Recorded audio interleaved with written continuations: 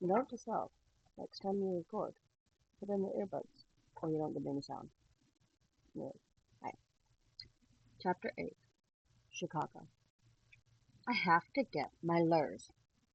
Bert sat in the back seat of the Mustang, petulant. 5 stitches in the chin did little to calm his resolve.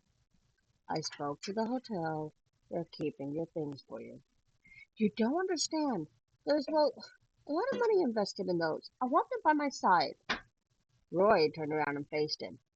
They set a trap for you. They knew you were there. If I didn't come out of that elevator when I did, you'd be on a slab waiting for an autopsy. Bert folded his arms. I need my lures. I won't say another word to you until I have my lures. Bert, I want my lawyer. You don't need a lawyer. You're not under arrest. Then let me out right here. Damn it, Bert. Bert leaned forward, his hands on their headrest. Get me my lures, and I'll tell you how Jessup figured it all out. Figured what out? Tom, you have any idea what he's talking about? Bert tapped Tom's shoulder. You haven't told him you're Thomas Jefferson? Roy made a face. Thomas what? This may take a while. Tom turned up the heat and gave Roy the quick version, telling him about the handwriting and the Jefferson book and the cloning. Roy was less than impressed. Maybe, just maybe, I could see you as Jefferson, but this guy is definitely not Einstein. I'll tell you the rest of it. But we have to get my lures. Tom blew out a long breath and made a U-turn at the intersection, heading back towards the Hyatt. Okay, Bert let out a long breath and visibly relaxed. Jessup first contacted me by email. Said he knew about the tattoo on my foot and what it meant. You knew you were adopted? Tom asked. Bert nodded. I found out when I was a teenager. Let me guess. Mysterious man dropped you off along with 50 grand. How did you know? Tom ignored the question. How did you meet Jessup? Emailed me.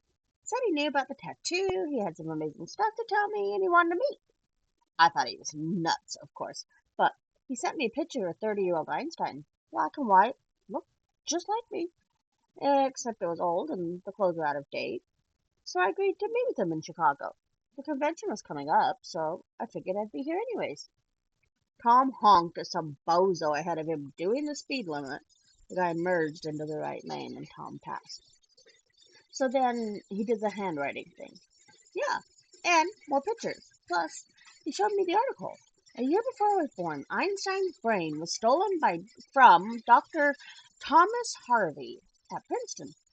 He had it in 2 jars. Jessup let me see a newspaper clipping on it. The brain was mysteriously returned the next month. It was thought to be some kind of college prank. Back up. How did he find you? Oh, our birth certificates. Every person has a birth number. He got in touch with the Cook County clerk and looked up the person whose birth number came right before his. That was me. You already knew he was Edison? Edison, Roy snorted. Am I the only one here who thinks this is all crazy? Bert ignored him. Last year he picked up a book on Edison and was surprised at the likeness. He wondered if he might be a relative, so he began to study him, gather information. He discovered his handwriting was identical to Edison's. Then he found a newspaper article about Edison's grave being vandalized the year before he was born. Tom reasoned it out. Someone robbed the grave for a DNA sample. That's what he figured. So he paid to have a lab test his DNA and then went to Edison's grave and Roy turned around again. He dug up Thomas Edison. It was the only way to be sure. Jessup figured since he had a 7 on his foot, there must be 6 others. He knew if he was a clone, then he really wasn't born at Presbyterian Hospital, so those records were fake. Tom filled in the rest. So he assumed they were all sent to the local register as a batch, and the birth numbers would be consecutive. Right. The register assigns birth numbers in the order they're received. So Jessup began to search the newspapers from the year before he was born looking for famous people whose graves have been disturbed. That's how he found the Einstein article and took a guess that since my name is Albert, I must be Einstein. Tom nodded. It fit perfectly. The man who dropped the babies off, he insisted that they keep their first names. My parents told me that too. Lucky, I guess. They wanted to name me Shlomo. So Jessup found out Jefferson's grave was disturbed. Yes. Along with Abraham Lincoln and Robert E. Lee's. And coincidentally, number 1 and number 2 are named Abe and Robert. And he was planning on telling me after the test came back. A few years ago, there was a sample of DNA taken from Jefferson to prove if he ever fathered illegitimate children. Jessup tracked down the sample and was having the results sent to him. Then he was going to approach you. What were the other names on the birth certs? I can't remember them all. I think there was a Jane and maybe a Will. Tom stopped at a red light and rubbed his eyes. Were they even his eyes? Or were they the eyes of a man who had died 2 centuries ago? If I buy into this cloning thing, and I'm Jefferson, and you're Einstein, we still have a big problem. Jessup is dead, and that cop, who's supposedly Robert E. Lee, was killed last year. And both of us are next on the list, so who the hell is doing this? Bert frowned. Tom, that guy who tried to kill me, you said he was Jack the Ripper? Tom nodded. He called himself Saucy Jack. The Ripper called himself that in a letter to the police. He also mentioned he was a 100-year-old mystery revealed. But the clincher was the echolalia. Bert raised an eyebrow. Meaning? It's a speech impediment when you repeat back what was just said to you. A famous Ripper suspect by the name of Joseph Barnett had this disorder. He was a fish porter who dated the last woman the Ripper killed. Most enthusiasts think Dr. Francis Tumblety was the Whitechapel killer, but I think there's too many holes in that story. Roy shook his head. It was Tumblety. The guy kept jars of female uteri in his closet. Tumblety was 55 years old. How many serial killers over 50 have you heard of? I don't mean to interrupt here, but you two know so much about the Ripper because Police Academy. A mandatory course on suspect elimination. We had to study the Ripper case files and write reports about who we think did it. And you think that guy was Jack the Ripper? If all this cloning stuff is for real, it's a possibility. Could be, Roy shrugged. But if it was Tumblety, not that fish porter cat. So, who was the other guy with the tattoos? His name is Arthur Kilpatrick. He has a number 9 on his hill. Bert leaned back and folded his arms. Arthur. What famous historical figures were named Arthur? They all thought about it for a moment. King Arthur, Roy said. He had a sword, too. Arthur Conan Doyle? The creator of Sherlock Holmes? Arthur Treacher, the fish and chip mogul. Roy pulled a face. Good one, Einstein. They cloned Jefferson, Lincoln, and Arthur Treacher. Better than King Arthur. He wasn't even real. Sure he was. Didn't you see Camelot? Bert rolled his eyes. Oh, that's some good proof right there. That explains why you broke into song and dance. Maybe I'll dance a number on your face, doing E equals MC ass whooping. You know, you've got some major issues, Roy. I've got issues? You've got a whole subscription. Tom made the decision right there, never to have children. Here's the Wyatt, thank God. We'll pull up to the lobby. Bert and I'll wait in the car. Roy, you run in and get his stuff. I should have 2 suitcases full of lures. Make sure they cleared out my booth. I want receipts. Don't touch or break anything. Roy gave him a look that would wilt flowers. Tom parked in front of the main entrance and turned off the engine. Call if there's trouble. The hotel should have an inventory list, Bert said. Don't forget it. Roy frowned. 150 years of freedom. The black man is running to get the white man's bags. He got out of the car and took a good look around before heading into the lobby. Tom put his arm over the back of the seat and faced Bert. Can you please stop antagonizing my partner? It's not me, it's him. I think he hates me because I'm Jewish. That's completely untrue. Roy's race is not an issue with Roy. He hates everybody equally. Tom turned back around just as his side window splintered. A sharp cracking sound filled his ears, the wind ruffling the hair on the back of his head. Get down! Tom lunged onto the passenger side, digging out his Glock. He chanced to look at the driver's side window and saw a spiderweb pattern with a 1-inch hole in the center. Sniper rifle. High caliber. It punched through the glass. Boom. Something slower would have shattered it. He looked in front of him and saw a divot in the upper portion of the passenger door. Based on the angle, whoever was shooting at him was higher up. The hotel was shaped like a big U, so he was probably in one of the rooms on the other side. Tom considered starting the car and driving out of there, but he'd have to turn around, which would give the shooter a full front windshield to shoot through, and Tom was a big target. Stay down, we're going out the right door. Was that a bullet? Another hole materialized in the glass. The driver's headrest jerked back violently. Move! Tom tugged at the handle and pulled himself through the passenger side. He helped yank out Bert with his left hand, then closed the door, staying low. Must be a two-door coupe version. There was a loud bang. Tom hadn't heard any previous shots, assuming a silencer was being used. When the front end of the Mustang began to sink forward, he realized a tire had been shot out. Tom called Roy's cell phone. Yo, we're pinned down. Sniper fire. He's in one of the rooms on the second or third floor, east side of the building. I'm on it. Another bang. The rear tire. Tom opened the door and climbed back into the car, keeping under the line of fire. He took a deep breath, focused his concentration, and then he snatched the rearview mirror, yanking it off its base. He slunk back out of the car, mirror in hand. Stay behind the rim, he told Bert. Out of all the videos I've seen on shooting, using a car for protection is actually kind of stupid. Tom crawled over to the front of the car, staying below the engine level. Using the engine block is actually not as bad, but a tire rim is such a small space to hide an entire body behind.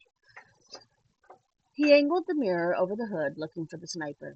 He checked the windows on the second floor one by one, hoping to spot movement or the glint of the telescopic scope. Nothing. He went room by room across the third floor and didn't find anything either. Strange. I haven't made peace with my family, Bert said, his head covered in his arms. I can't die without making peace. There are things that still need to be said. Tom ignored Bert's apparent breakdown and tried to concentrate on the windows. Why couldn't he find the shooter? Tom started again on the second floor, trying to think like a sniper. A professional wouldn't be leaning out the window. A pro would be several feet away from the window in a dark room. Tom located him near the end of the building, a window open just a few inches. No one else would have a window open this weather. He dialed Roy. Second floor, third room from the last. Almost there. I'll leave you on. Stay quiet. This obviously was in the time before cell phones had a mute button. Tom put his finger in front of his lips, warning Bert to keep silent. He turned up the volume on the cell phone, keeping both eyes on the window. Police! Open the door! In the room, Tom saw a muzzle flash. You want some of this? Roy's voice, angry. The gunshots could be heard without the cell phone, 6 in quick succession. Tom watched as the window flew open and a black-clad figure crawled out the window. He's out the window, Tom yelled into the phone, and then he was up and sprinting across the parking lot. The sniper dropped, landing in some bushes. He noticed Tom advancing and raised the rifle. Tom veered to the left and dove into the bed of a pickup truck. A bullet pierced the sidewall and missed his leg by inches. That's more accurate with using a car. More gunshots. Roy from the window firing down. Tom chanced to look and saw the figure running alongside the building, cutting around the corner. Tommy, you okay? Yeah. Tom hopped out of the truck and held his phone up to his ear. He went around. I think it was our friend Jack. Be right there. Tom went out the window feet first and dropped to the ground, landing on his ass. Tom ran over to his partner, helping him up. You okay? No. Sweet, merciful Jesus, something stuck. Roy turned around, a large branch sticking out of his right butt cheek. "Ah, shit, pull it out." Tom winced. "We should wait for the doctor." "God damn it, Tom, pull this goddamn stick out of my ass." Tom grabbed the stick and tugged hard. It had been buried 2 inches in Roy's backside. The blood came freely, soon soaking Roy's pants. "Should have left it in. I'm calling an ambulance." "I'll do it. Go after him." Tom nodded and ran to the corner of the building. He peered around cautiously. No sign of him, but there were plenty of cars to cover. Tom suddenly felt naked and outgunned. "Do it," he told himself. He ran around the corner, going in low. Low saved his life. The bullet grazed his scalp, taking off several layers of skin. Tom hit the ground and rolled behind a Nissan, bringing a hand up to the wound. It came away bloody, but there was no pain or disorientation. He crawled past the car and jogged in a crouch around the perimeter, trying to get behind the shooter. Tom ran by 5 cars before he saw him, crouching next to a red Buick. It was Jack, all right. And the son of a bitch was actually smiling. Tom fired a quick group of 4 shots. It was a fair distance, and there was a light wind, but at least one of the bullets found the mark. Jack howled and rolled backwards out of sight, leaving his gun behind. Tom sprinted to the spot and scanned all directions. Too many cars, too many places to hide. Tom wiped some blood out of his right eye with his sleeve and picked up Jack's rifle by the barrel. Then he began walking through the parking lot, searching behind and under cars. Brave of him. There's a chance that the student got a pistol on him as well. His cell phone vibrated. Tom answered. "You okay?" "I hit him, but he's gone." "Got a gun?" "Bert's missing." "Ah, hell, be right there." Tom jogged back around to the front of the building. Roy was by the Mustang, holding his ass. "Tommy, you're hit." "A graze. Did you see Bert?" "Got here, he was gone." "Paramedics are on their way." 2 black and whites, sirens wailing, pulled into the parking lot. Tom let Roy deal with them. He holstered his gun and ran into the lobby. A crowd of gawkers had gathered, parting as the frantic, bleeding man rushed in. He weaved through them, looking for any sign of Bert. Had Kilpatrick been there as well? Had he grabbed Bert while Tom and Roy were being distracted by Jack? Tom felt sick.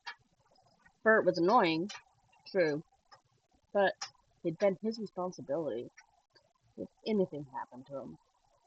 Tom found Bert next to the front desk, kneeling by his suitcase and going through the contents. "I got my lures," Bert said. Tom wiped more blood out of his eye, and imagined the satisfaction he'd get if he pulled out his Glock and emptied the clip into Bert's lures. He restrained himself. "Come on." Bert grabbed his cases, and they made their way through the crowd back into the parking lot. The number of squad cars had tripled, and Roy had organized a quick search party for Jack, uniforms fanning out through the rows of cars. Tom felt the top of his head, which was now starting to throb. An inch lower, and they would have been scooping up his last thoughts with evidence spoons. I didn't know they had evidence spoons. It's new. He approached his Mustang, frown deepening. It would need 2 new tires, a new window, and a new headrest. Perhaps they could stick the rear view back on? "What happened to your head?" "I got shot, Einstein." I don't like it when you and your partner call me Einstein. It comes out sarcastic. "Where's the guy with the gun?" "He got away." "Who knew you were staying here at this hotel?" "No one. Just Jessup." "How did they know you'd come back for your lures?" "I don't know. Lucky guess." "Did you tell anyone?" "How could I tell anyone? I've been with you the entire time. We went from the hotel to the hospital and back from the hotel to here." Tom thought it over. "We went from the hospital to... Yeah, I cannot speak. We went from the hotel to the hospital and from the hospital back here." I think I said that wrong. Tom thought it over. It wouldn't take long to set up a sniper in a vacant room. But how could Jack have known they were coming back for the lures? Was he just waiting around, hoping for the off chance? unless Bert told someone, or Jack. Tom patted his pocket. The foxhound bug detector hadn't been lost in the chase. He flipped it on and pointed the antenna at his car. It blinked and buzzed like a slot machine. Tom popped the hood and waved the antenna around, trying to get a fix. He found the bug taped to the side of the battery. The microphone snaked through the heat duct and led to the dashboard, and a line ran through his own car antenna. No wonder his radio didn't work. He slammed the hood closed. They had violated his car, his personal space. And by using his own car battery and antenna, the thing probably had a range of miles. Tom went over to Roy, who was being led into an ambulance by some paramedics. One of them, a large white guy with a beard, began to undo Roy's belt. What the hell you doing? I have to take off your pants. Damn. Aren't there any cute girl paramedics on duty? No. Don't need to be so anxious. You're too anxious. The medic looked at Tom. Sir, you better come as well. We should take a look at your head. Tom sat down next to his partner as a second medic attended to his head wound. He kept his voice low, no longer sure if anything he said or did was being monitored, and said to Roy, the Mustang was bugged. When did they have time to do that? Case started only 2 days ago. That's the thing. It was hooked up to my car antenna. That's why my radio doesn't work. So? So my radio hasn't worked for about 3 months. Roy blinked. Damn it, Tommy. What the hell have you gotten into?